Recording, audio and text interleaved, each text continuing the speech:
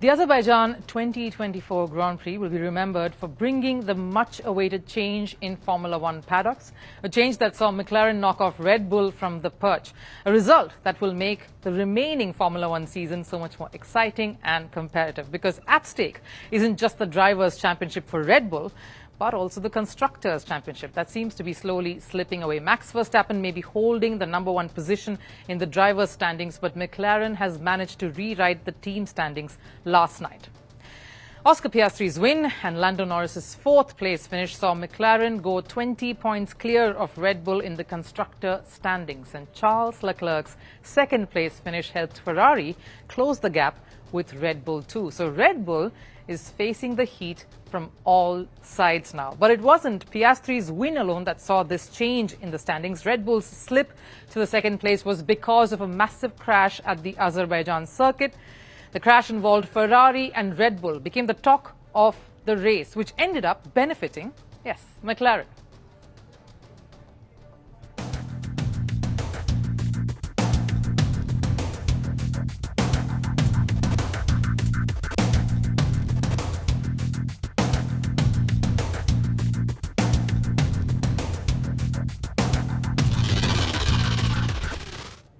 Now, it would be safe to compare the Azerbaijan Grand Prix to trading in the stock market. I'll explain. In the penultimate 51st lap, McLaren's Oscar Piastri had the Baku circuit in the bag. Behind him were Ferrari's Carlos Sainz, Charles Leclerc and Red Bull's Sergio Perez, who were competing for the 2nd and 3rd places. 3 buyers eyeing 2 shares. But Leclerc managed to go ahead and secure the 2nd spot at the podium. So that meant 2 buyers were left with 1 position up for grabs, Sainz and Perez. And at stake, of course, that 3rd spot, and we say the only priced share available on the exchange, going by the analogy we're making here. And in the greed and the need of grabbing that, the 2 drivers went at it, giving it everything they had. But instead of winning the bid for the 3rd spot, both drivers ended up losing even the few points they could have gained from finishing the race, resulting in a heavy loss, just like it happens in trading. Neither of them finished 3rd, but ended up getting disqualified because of that collision. So who will the 2 teams blame for this crash, Sainz or Perez? The internet seems to be divided on the matter.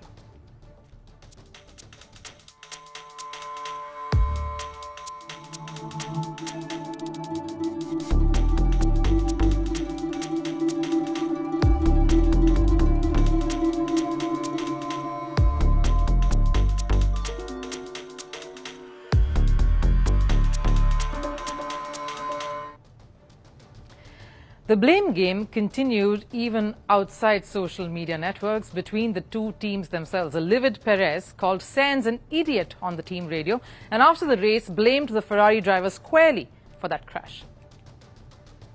It's a disaster for the championship. In my opinion, Carlos moved too quickly to follow the tow from Charles.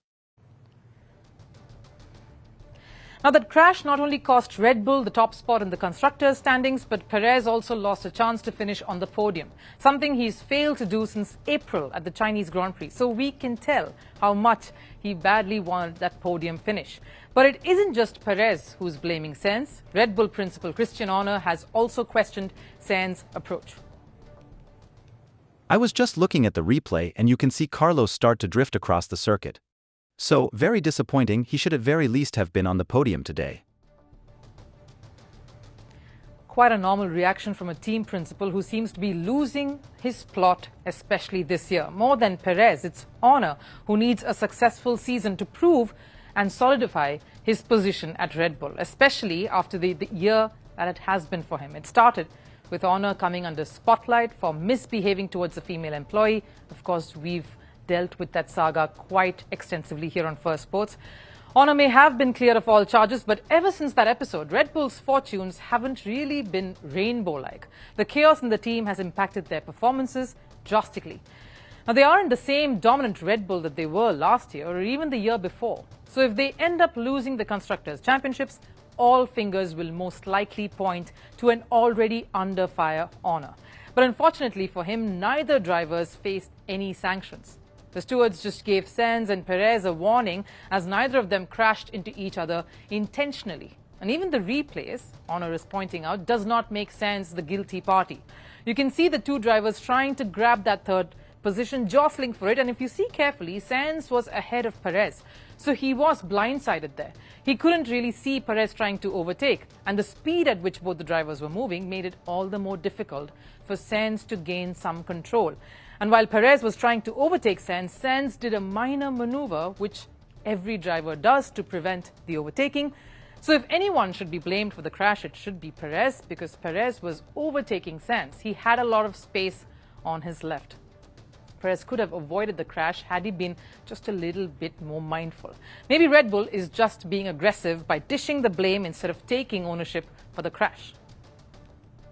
I didn't do any erratic maneuvers, any aggressive moving on Checo or anything like that, and for some reason that I don't understand still, we collided and that was the end. It was just wrong time, wrong moment, and it resulted in a huge shunt. The massive difference in the statements from both these teams does require some attention. While Red Bull blamed Sainz for the crash, Sainz just decided to call it a wrong move.